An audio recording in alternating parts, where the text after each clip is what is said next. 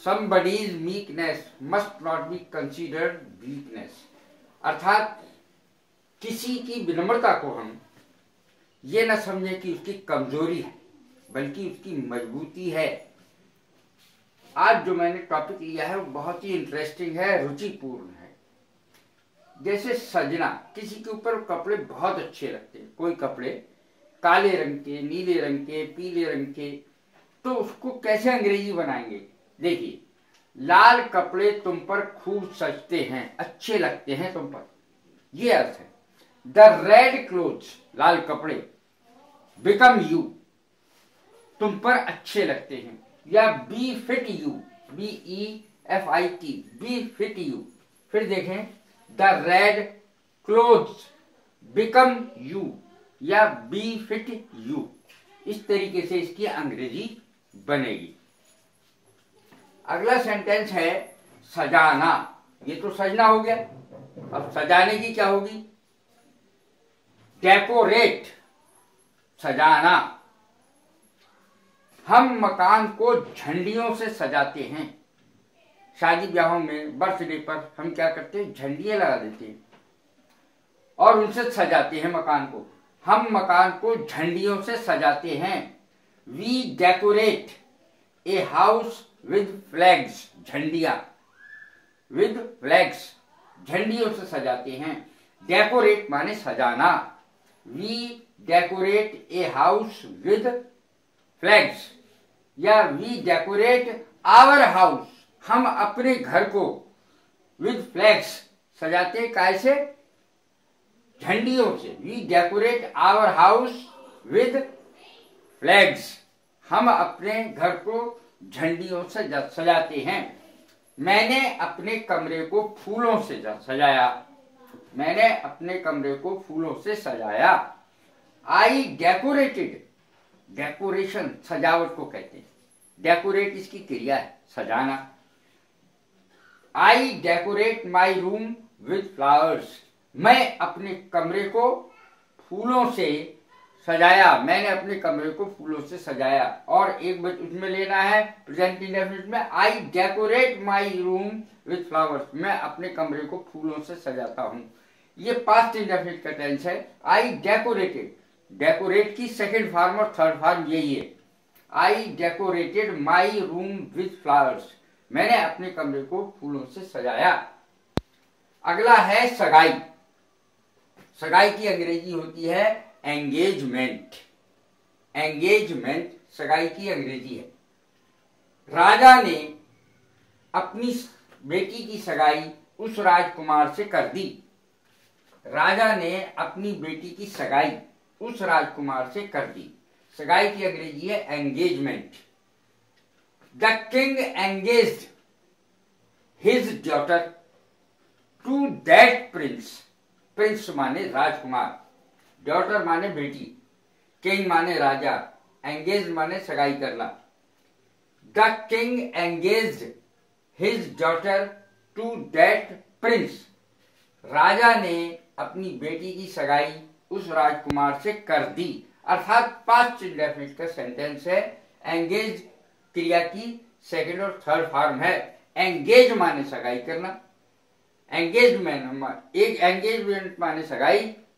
तो इस प्रकार से इसकी अंग्रेजी बनेगी।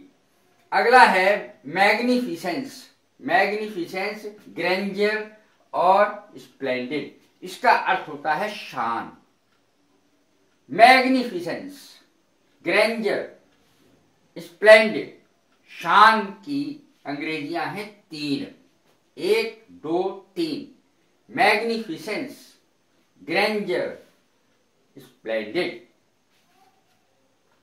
अब देखें इसका सेंटेंस। मेरा दोस्त अपनी बहुत शान दिखाता है या शान मारता है। माई friend makes a great show of his magnificence, अपनी बहुत शान दिखाता है हर बात में, इन एवरीथिंग, हर बात में की अंग्रेजी होगी in everything. My friend makes a great show, शान दिखाता है, ऑफ हिज मैग्निफिसेंस, अर्थात शान दिखाता है, अपनी शान का प्रदर्शन करता है। शो माने प्रदर्शन, और मैग्निफिसेंस माने शान। My friend makes a great show of his magnificence in everything, हर बात में। अब अगला है ग्रांड मैग्निफिसेंट, इसका अर्थ होता है शानदार। ग्रांड माने भी शानदार है। The building is very grand, बहुत शानदार बिल्डिंग है। ग्रांड मैग्निफिसेंट, शानदार। बिल्डिंग मकान के लिए आता है, बिल्डिंग के लिए आता है। ग्रांड मैग्निफिसेंट अर्थात शानदार। अब देखें इसकी जो अंग्रेजी है सेंटेंस है, एक फिल्म मैंने ली है शोले। शोले फिल्म में संजीव कुमार और अमजद खान का अभिनय शानदार था। शोले फिल्म में संजीव कुमार और अमजद खान का अभिनय शानदार था। The acting of Sanjeev Kumar and Amjad Khan was magnificent. इस तरीके से हम इसको बोलेंगे, मैग्निफिसेंट या ग्रांड भी बोल सकते हैं मैग्निफिसेंट के स्थान पर। The acting of Sanjeev Kumar and Amjad Khan was magnificent या ग्रांड। अमजद खान का फिल्म में नाम था गब्बर सिंह और संजीव कुमार का था ठाकुर साहब। तो ये फिल्म बहुत चली और सब इसको आज भी बहुत पसंद करते हैं, इसलिए मैंने इसके किरदारों का नाम लिया। शोले फिल्म में संजीव कुमार और अमजद खान का अभिनय शानदार था। The acting of Sanjeev Kumar and Amjad Khan was magnificent या ग्रांड। अब देखें अगला सेंटेंस, धूमधाम।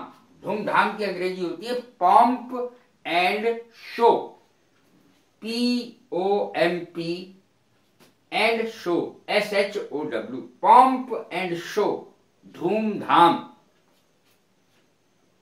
अभिषेक तथा ऐश्वर्या राय की शादी बहुत धूमधाम से हुई। अभिषेक तथा ऐश्वर्या राय की शादी खूब धूमधाम से हुई।